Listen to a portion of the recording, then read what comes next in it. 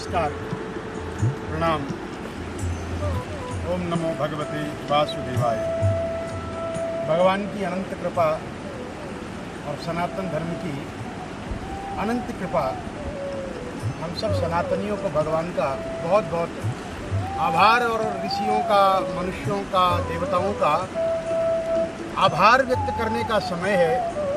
ये श्राद्ध तर्पण, जब हम देवताओं के लिए ये आभार व्यक्त करते हैं, ये ग्रेटिट्यूड क्रिएट करते हैं कि थैंक यू वेरी मच, बहुत धन्यवाद मुझे इस सनातन धर्म में जन्म देने का, मुझे ये मनुष्य योनि देने का, सनातन धर्म में जन्म देने का।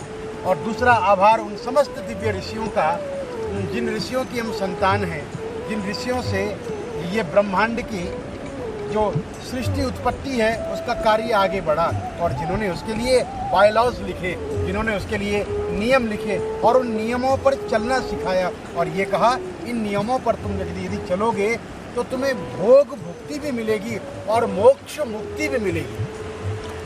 इसके लिए मनुष्य जीवन प्राप्त हुआ, और इस मनुष्य जीवन के लिए बड़ी सुंदर बात कही कि 184 भोग कर पौ पर अटकी आए, अब की बार पौना पड़े 184 जाए।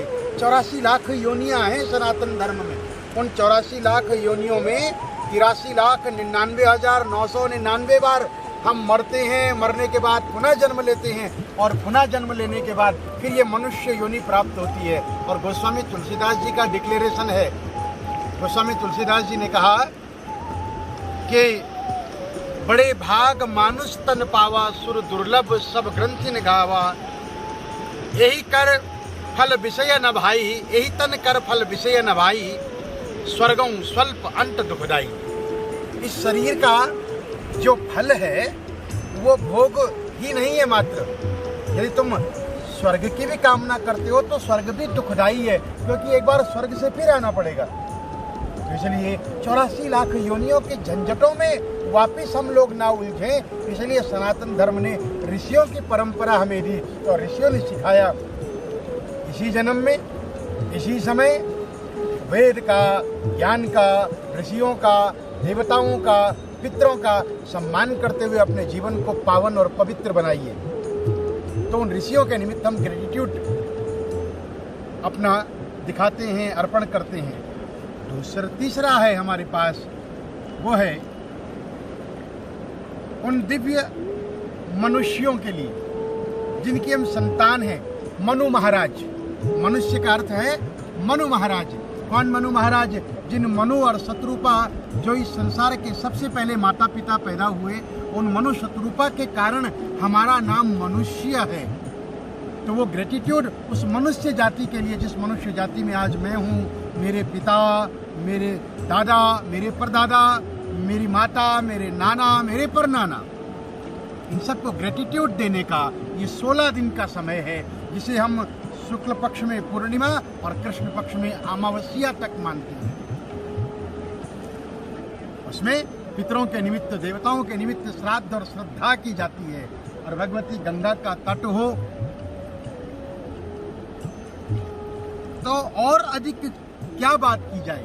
तो ये जो श्राद्ध तर्पण है, इस श्राद्ध तर्पण में हम लोग जो तर्पण करते हैं, इसमें सबके लिए तर्पण किया जाता है। 4 देवताओं के लिए, उसके बाद 7 ऋषियों के लिए, 7 मनुष्यों के लिए, अपने 10 पितरों के लिए, और उनमें 14 यम के लिए, यमाय, धर्मराजाय, मृत्युवे चांतकाय च, वैवस्वत कालाय, सर्वभूतक्षयाय च, औदुम्बराय, ददनाय, नीलाय परमेष्ठिने, त्रिकोदराय, चित्राय, चित्रगुप्ताय ते नमः।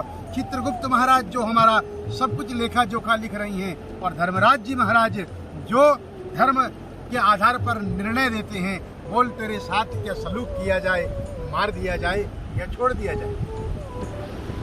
तो ये समय है उस ग्रेटिट्यूड का, जब अपने पितरों का स्मरण करते हुए उन पितरों के लिए जल की अंजलि देते हैं, और ये कहते हैं कि मुझे मनुष्य जीवन देने के लिए, मनुष्य जन्म देने के लिए बहुत बहुत धन्यवाद। जब तक हम मनुष्य जीवन में रहते हैं, हम नाराज भी होते हैं, हम प्रसन्न भी होते हैं, क्योंकि मनुष्य जीवन में हमारे साथ काम, क्रोध, मोह, लोभ, ये सब जुड़ा हुआ है। उसके कारण होता क्या है, कई बार हमारे पितृ, हमारे माता पिता हमसे नाराज भी रहते हैं, लेकिन वो इस शरीर के दोषों के कारण नाराज रहते हैं। कि शरीर के दोषों के कारण वो हो सकता है कि कहीं ना कहीं हमसे असंतुष्ट हों। तो उस असंतुष्ट को संतुष्ट करना बड़ा मुश्किल है, क्योंकि मनुष्य जीवन है, विकार पंच विकार हमेशा साथ में लगे। तो उन पंच विकारों को दूर किस प्रकार किया जाए, किस प्रकार से उन पंच विकारों से मुक्ति हो, ये कभी कभी मनुष्य जीवन में जीते रहते बड़ा मुश्किल होता है।